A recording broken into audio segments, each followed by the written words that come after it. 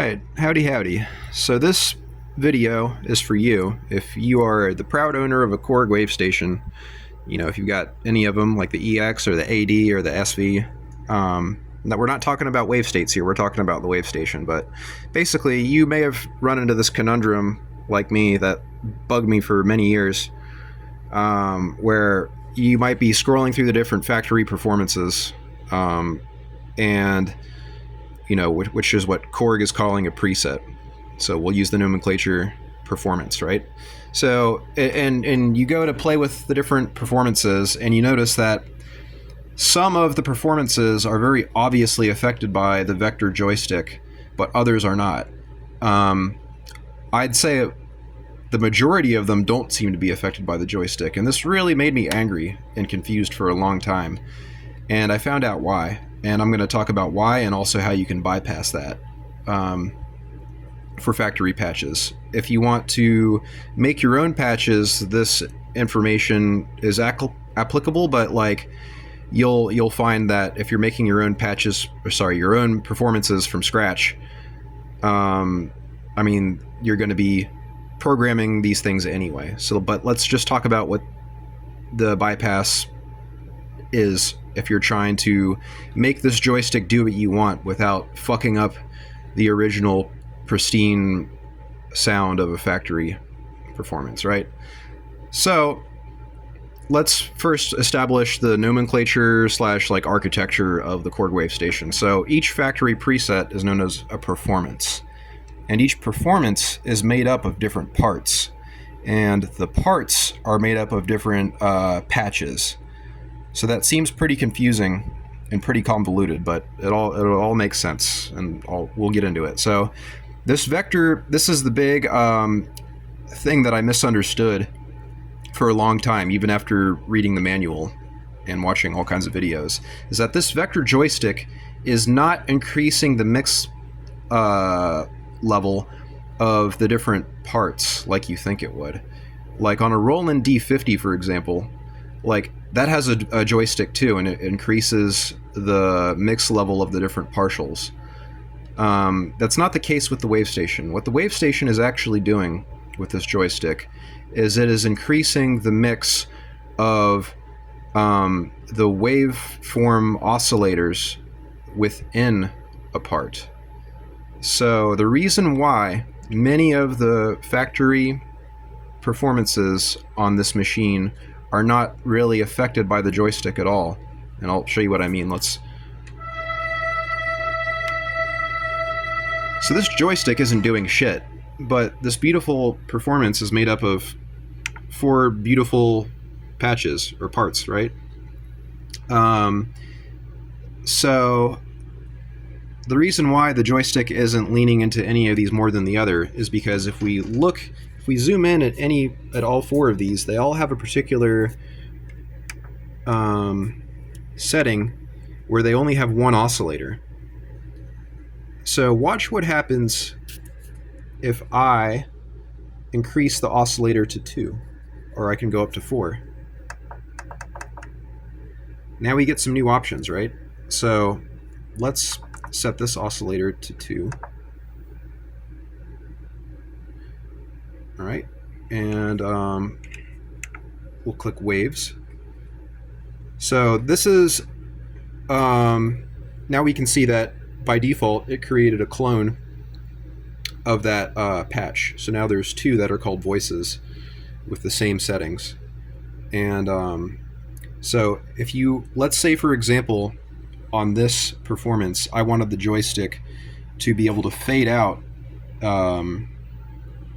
the patch known as voices. By creating 2 oscillators instead of 1, let's set the level, the amplitude, to 0 for the second oscillator and 99 for the first one. So what that effectively does is it's a backdoor kind of hack that makes the A position of the joystick point A and then point C go from 0 to 100, right?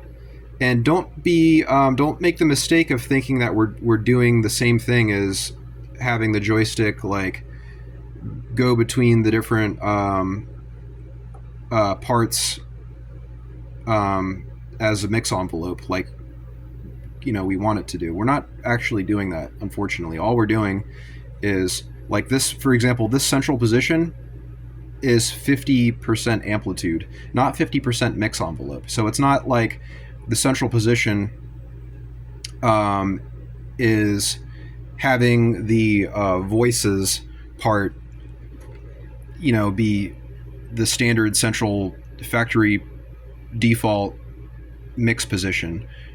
Instead, we've sliced the volume of it in half when we're in the central position. So don't make the mistake of thinking that,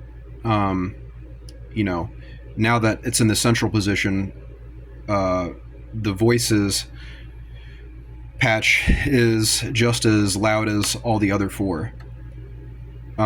We can make the joystick achieve what we want by doing some more intricate programming of what I just showed you for all four of the different parts. And you can also, by doing thoughtful tweaking of the amp levels by assigning more than one oscillator to all four of the different parts, like I just did here for this one part, and by going into each of those and increasing or decreasing the amplitude level, and by also going into the mix envelope option and playing with these settings, we can achieve the joystick to have the effect that we want to achieve, where the central position is an even mix between all four different parts, and this would be 100% mix, and 0% for the others as you go around the radius of this thing. That's how you can achieve that effect, by doing a backdoor hack, right? And watch what happens too, just to illustrate the oscillator concept. Let's go back. Let's go back again. Let's assign 4 oscillators to this thing, and now let's check out what the mix envelope option looks like. We'll go to waves, we'll go to mix envelope, and now we can see I'm playing with the joystick right now, and you can see that it's showing us in real time our points. So I'm not going to get into it in this video, but I'm sure that by playing with these point settings, you can achieve the joystick balance effect that you want for this one part, slash all 4 of the parts that make up this performance. So that is the workaround hack. Now let's do an experiment. Let's reload this patch and erase all the shit that I did to it, right? Go to edit. Now let's assign, just so it's more obvious, I'm going to assign some kind of wackier voices, wackier parts to this thing, right?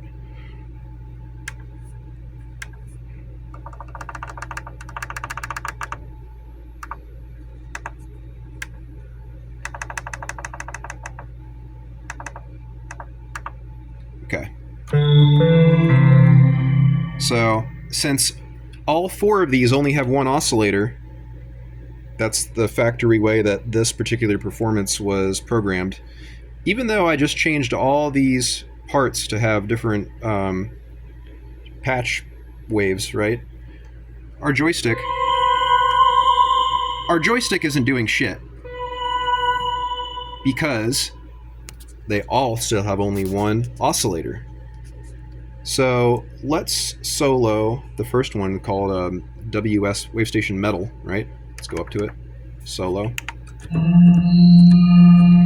It's a pretty wacky sound, so it'll be a good example to mess with, right?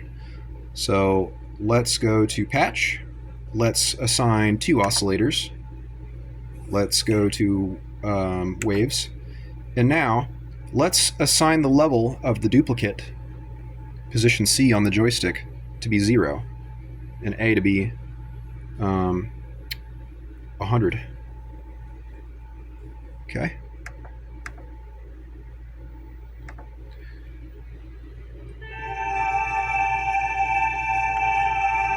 Or let's just solo. Let's solo WS Metal so you can hear. See? 0. 50%. 100%. Zero. So, effectively what we've done now is we've created a workaround hack. Let's unsolo it and listen to all of them. It might be kind of hard to pick out just that one part with all the others coming through, but this joystick is basically assigned now to where it doesn't affect all the other parts, but it does certainly affect just the one WS metal part. And that's a useful workaround in my opinion, because I find, and you may agree or disagree, but I find that often the case with this machine is that many of the beautiful performances that Korg designed are almost perfect. Like, it might be a really blissed out, beautiful, ethereal pad that has this annoying fucking sparkling trumpet noise that you want to get rid of. And usually, by using this workaround hack, we're not going to be tampering with the other sounds with this joystick by accidentally going oops and, like, you know, flicking the joystick one way or the other, because this thing is not really spring loaded. It's very sensitive and it just sags, you know, limp dick in any position that you leave it in. So yeah, so it's useful to have the joystick only do one thing with most of these factory performances, in my opinion. Again, if you really want to spend the time doing the homework to going into the mix envelope settings and for all four of these different parts, like intricately assigning different levels, then I'm sure you could effectively achieve something close to making the joystick